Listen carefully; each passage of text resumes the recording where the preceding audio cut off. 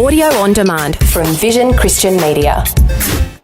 Foundations. Could you imagine them in a split second? You know when you hear people say that as they're facing death, their life flashes before them in a split second. You could imagine in a split second Abraham thinking, God, what are you asking me? Why would you do this? There's got to be another answer. Foundations. Understanding the Jewish foundations of our Christian faith. With Robbo Robinson and Mandy Warby. From start to finish, the Bible reveals God's desire to have a close relationship with his human creations. But there's one relationship in the Bible which is especially close, and it's the relationship between God and Abraham. So close, in fact, that God actually called him his friend. Yeah, we've discussed in previous programs, particularly the subject of being a bondslave to Christ and realising that we are slaves to Christ. We're bought, we're paid for, we don't belong to ourselves anymore, we belong to him. But then you kind of think it's a little bit conflicting because there are other places that we're joint heirs with Jesus or that we're now called the friend of God. Mm-hmm. Jesus said that to his disciples. And then, of course, there's the example, as you said, of Abraham. So what is it? Well, remember that just like the different names of God reflect that he has very different facets all the time, but he's all of those things at the same time, all of those different characteristics. He's not just one and then another, he's all of those things. So we as well, we are bond slaves to Christ, we are his children, we are adopted into his family, we are joint heirs with Jesus, and we are the friend of God. We are all of those things, and in various different aspects of our lives, those particular roles or relationship facets that we have come into play. So Abraham, called the friend of God, and it's actually, if you think about it, if you've got the God of all creation and there is a human being, a fallen human being, he says, I'm your friend or you're my friend. It's quite remarkable. Yeah. And so if you look at this particular relationship, it all sort of points to a particular event that took place in a relationship between God and Abraham. Okay, so if you look at the plans that God had for humanity, God already knew what it was going to take. And he called Abraham and he led him to a particular point. It was almost like the pinnacle of the relationship between Abraham and God. And that particular event took place on Mount Moriah. That particular event started a ripple effect that has not ceased. It has literally travelled throughout the millennia of human history, has reverberated around the world, and it will continue until God's purpose and plan for humanity, which is his plan of redemption, is fulfilled and completed. And then, throughout eternity, we're going to be celebrating that particular event. Of course, I'm talking about when God called Abraham to take his son, Isaac, and sacrifice him on Mount Moriah. Now, that is from the story in Genesis chapter 2. We've talked about it before.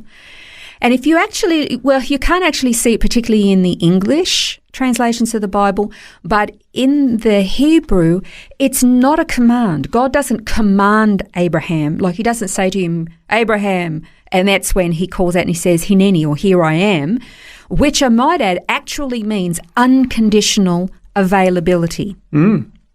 So that's what, when you see the here I am or behold, here I am, he's saying unconditional availability. We'd all like to put our hands up and say, yes, God, unconditional availability on my part, but most of us would say, what's the conditions first? We want to know what the instructions are.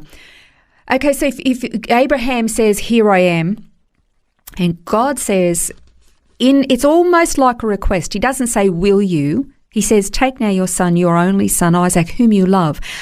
You can hear this emotion in this particular passage because at the moment this is pivotal for the Abrahamic covenant.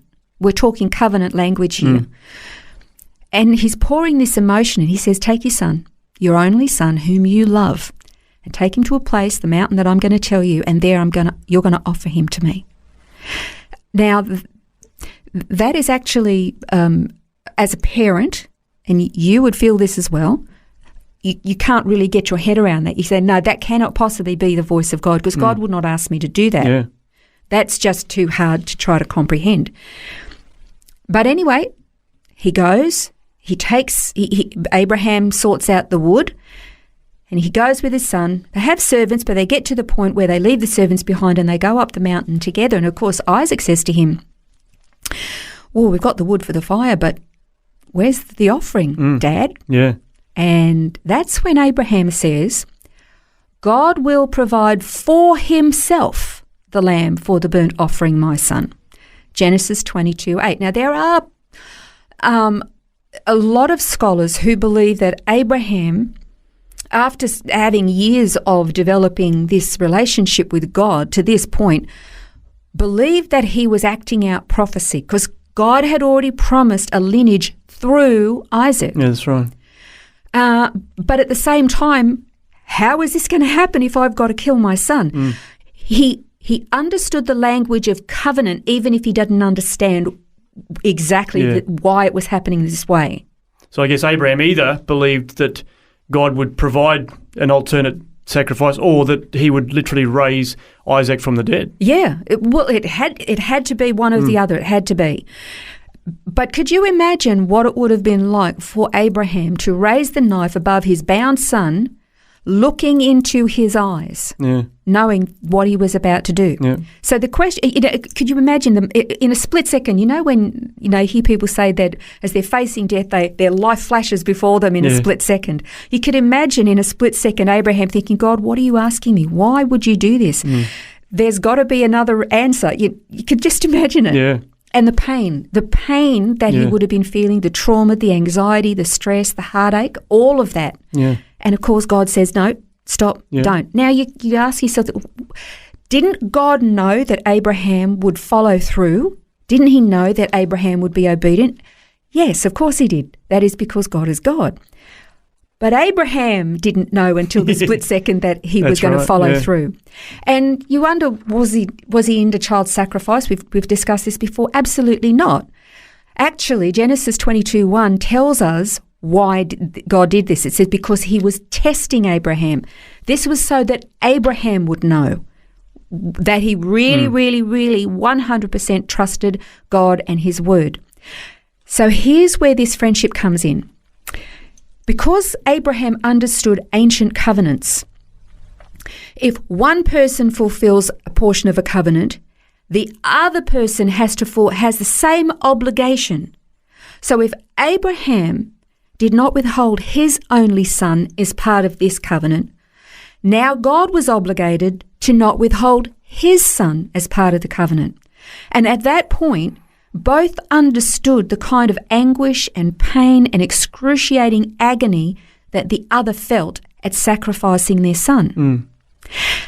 And of course, it's on that very, very spot on Mount Moriah where essentially Abraham offered Isaac, is that God offered his son, Jesus Christ, Yeshua, the Messiah, on the same spot, fulfilling and meeting the criteria of the Abrahamic covenant. You gave me your son, I'm going to give you my son, and that son is going to be for all the generations that come after you and those who are adopted in. And so that is why Abraham, quite honestly, could easily be called the friend of God, because they'd made this covenant and not withheld the greatest and most important and most sacred thing that they had from each other. They were friends. Yeah.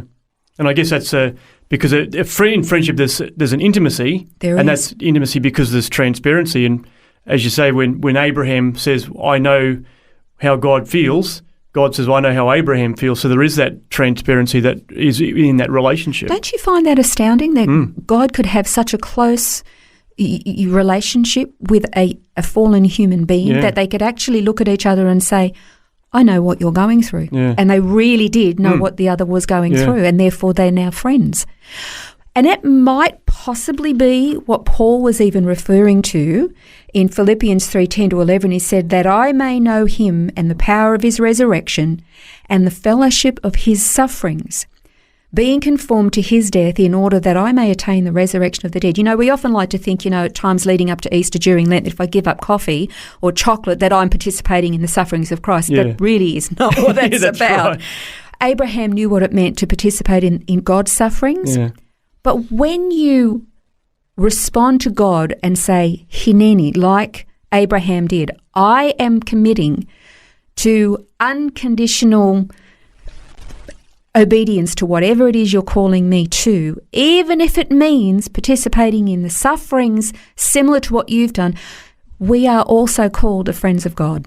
It's a great study, and as always, there's more in the notes. You can read them online at vision.org.au/foundations.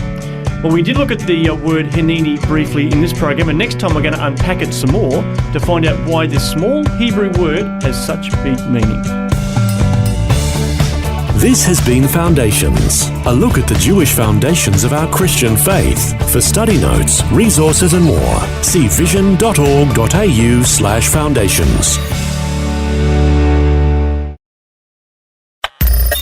Thanks for taking time to listen to this audio on demand from Vision Christian Media. To find out more about us, go to vision.org.au.